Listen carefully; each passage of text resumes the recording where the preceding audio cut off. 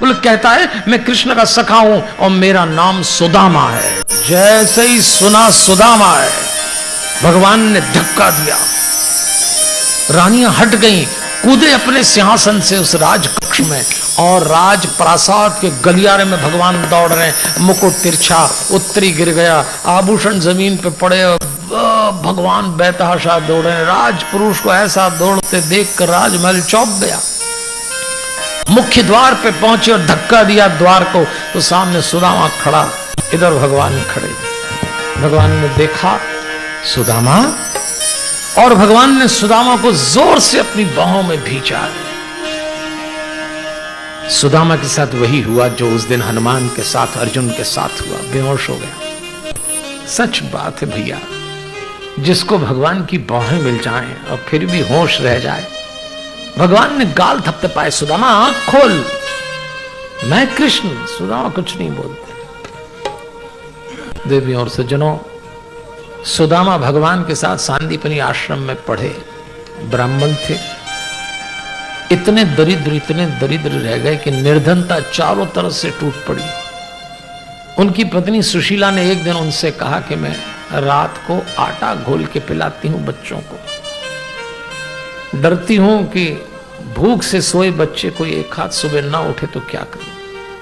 आप कहते हैं द्वारकाधीश आपके मित्र हैं, बाल सखा हैं, सहपाठी हैं, आप मांग लीजिए एक दाना भी अगर वो हमको देंगे तो हमारी पीढ़ियां तर जाएंगी, इतनी संपत्ति। सुशीला ने दबाव बनाया, सुदामा उस दबाव से द्वार पे खड़े हैं, भगवान लिपटा लेते हैं, भगवान घसीटते हैं, चलो सुदामा अंदर चल। सुदामा को सूझ पड़ना बंद हो गई, ऐसा लग रहा है जैसे घसीटते हुए ले जा रहे हैं।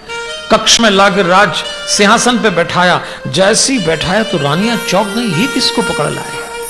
सुदामा नीचे बैठे, हरिओम कृष्ण जी नीचे बैठे, तो सुदामा ने कहा ना कृष्ण नीचे न बैठो, नीचे न। तब तक तो भगवान ने बैठ के कहा, अरे सुदामा ये क्या है, तेरे पैरों की बिवाइयां फट रही हैं, तेरे पैरों से रक्त निकल रहा है, तेरे पास पदत्राण नहीं है, तू नंगे पैर आया है। सुदामा ने कहा कृष्ण पैर ना छुओ। भगवान पैर छूते हैं, भगवान आदेश देते हैं जल का पात्र लेके आओ, हम इनका पात्र प्रक्षालन करेंगे। रानी चौंक गई, और जब तक सेवक जल का पात्र लेकर आया सब चौंक गए, सुदामा के पैर गीले हो रहे। तब रानियों ने देखा श्री कृष्ण की आंख से आंसू बह रहे, उन आंसुओं से सुदामा के पैर धुल रहे, सुदामा की आंख से आंसू निकल रहे, श्री कृष्ण के हाथ भीग रहे। चलिए जरा इस दृश्य को समझते हैं। ये दृश्य हम सबके जीवन का दृश्य है। देवियों और सज्जनों, क्या किया भगवान ने और क्यों करते हैं सुदामा के साथ।